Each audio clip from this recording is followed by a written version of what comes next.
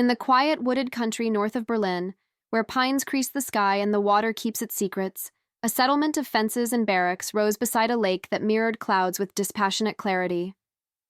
They called it Ravensbrück, the women's camp, a place that looked small on a map and limitless from within.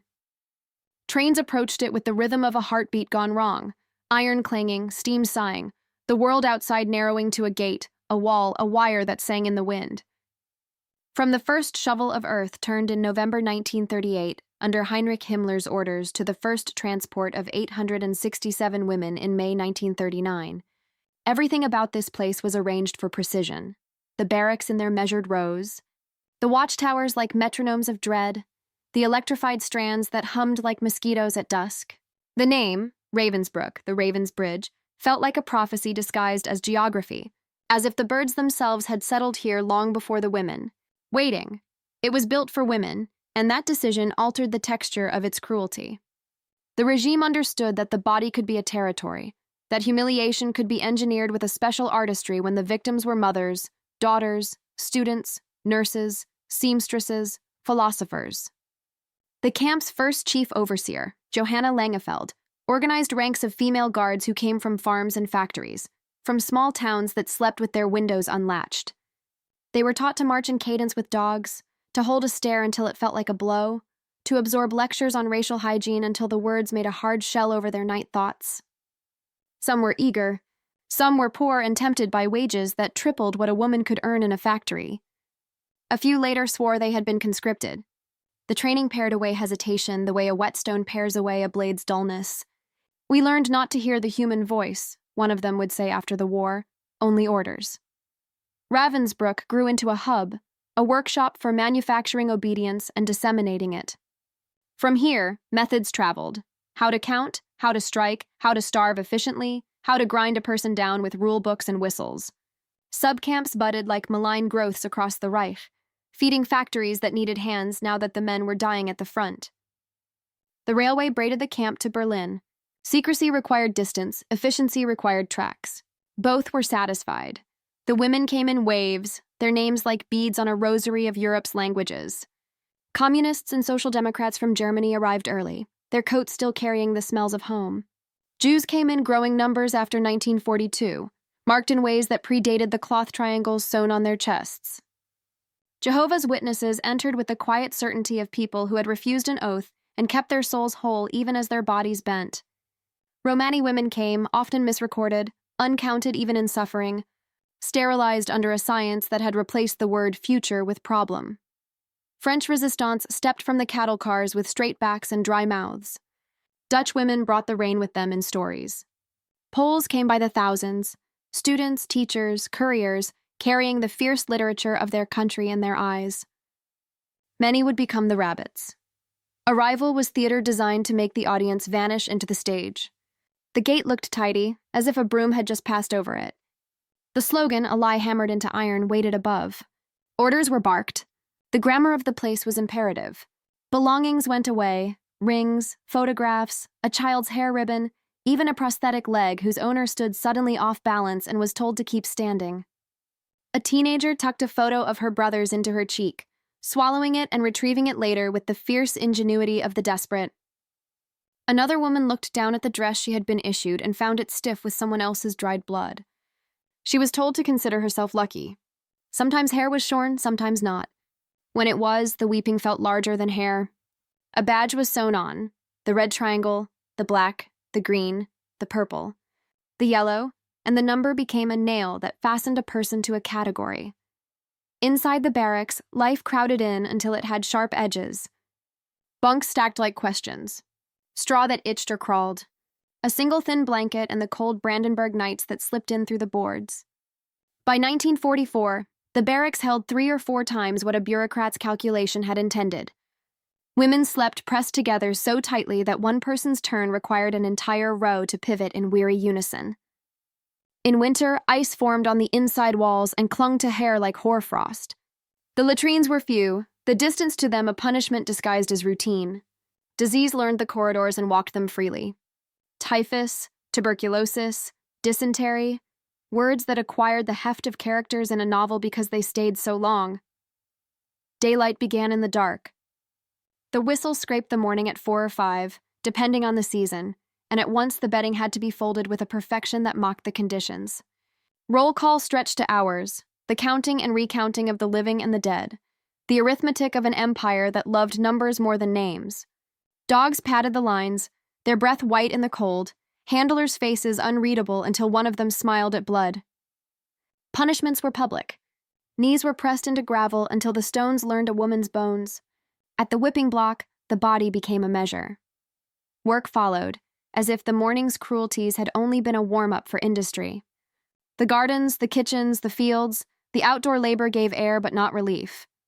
In the textile rooms, light and breath were stingy. Needles flashed. Uniforms from the front arrived with bullet holes and dried mud, and sometimes the smell of a dead man's last fear. Women mended what the war tore, a parody of housekeeping. The Siemens factory took thousands to make components with wires so fine the hands bled toward invisibility. There was heat there, and that was something, but the chemicals burned and the quotas rose like a tide. Now and then, sabotage threaded through the day, a delicate fault engineered to bloom after inspection. It was a science of delay and a prayer disguised as work. Elsewhere, the most terrible science wore a white coat. In 1942, the surgeries began. The young Polish prisoners selected appeared healthy. That was the point.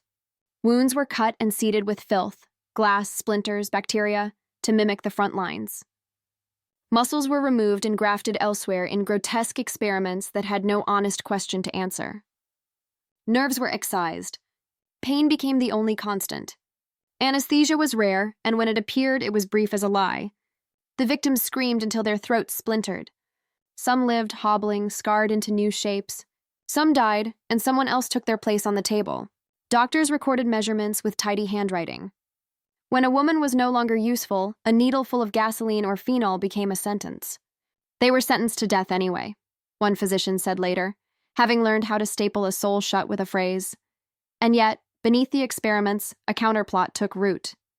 The rabbits learned each other's names, wrote them down, memorized them, stitched them into seams, and hid them beneath floorboards.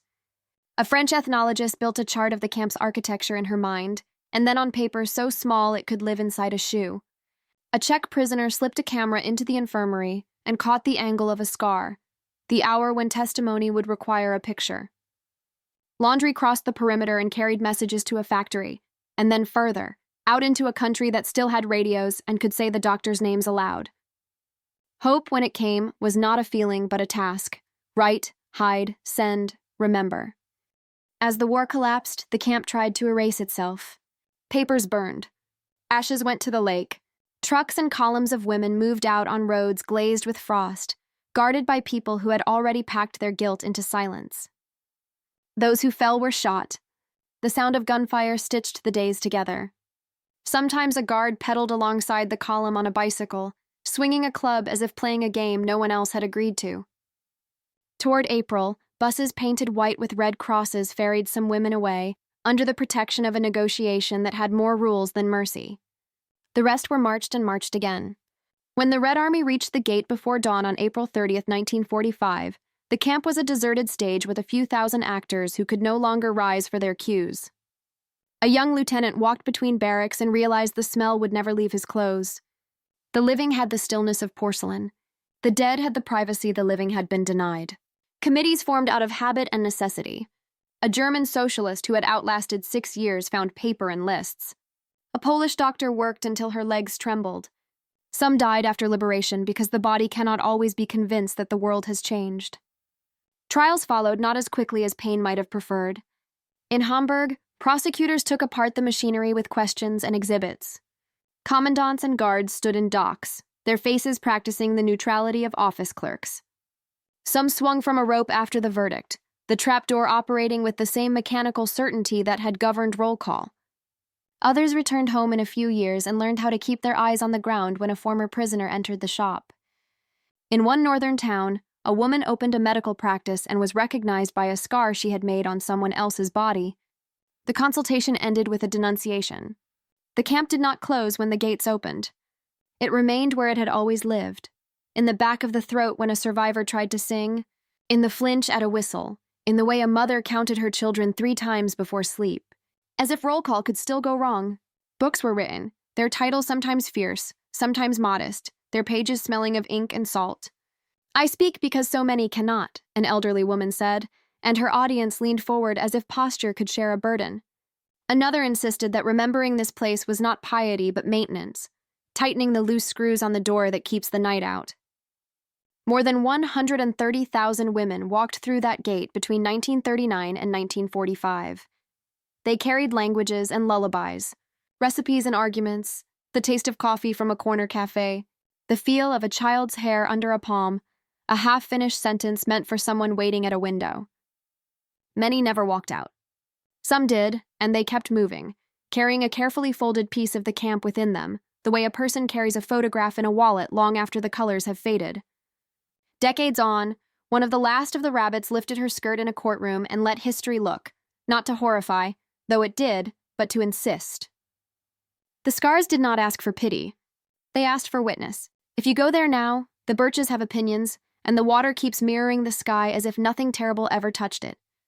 Stones remain, foundations, thresholds, the concrete lips of latrines, mute and loquacious at once. The wind stilts along the wire and makes a sound that could be insects or memory. A school group passes, the teacher's voice soft and firm, and the students shift, uncertain how to hold themselves in the presence of what used to happen every day. Somewhere a woman pauses with her hand on a plaque and thinks of a girl she once was, a girl who braided her sister's hair and learned to tie it off with a ribbon pulled from her own pocket. Ravensbrück was built by hatred, but it is preserved by love. Love as labor, as record-keeping, as the refusal to let a number be the last word on a person. The women there invented 1,000 small ways to keep each other alive, a crumb divided into more pieces than seemed possible, a story told in a whisper, a potato hidden at a waist, a hand slid into a hand in the dark and held without permission from anyone except the heart. Cruelty was not required. It was chosen. So too, tenderness was not required. It was chosen again and again by people the world had recalibrated as less than human, and who answered by being more than brave. Listen long enough and you can hear the camp speak, not in drama, but in the ordinary register in which most lives happen. It asks not for tears, though there will be tears, but for attention, for the simple discipline of not looking away.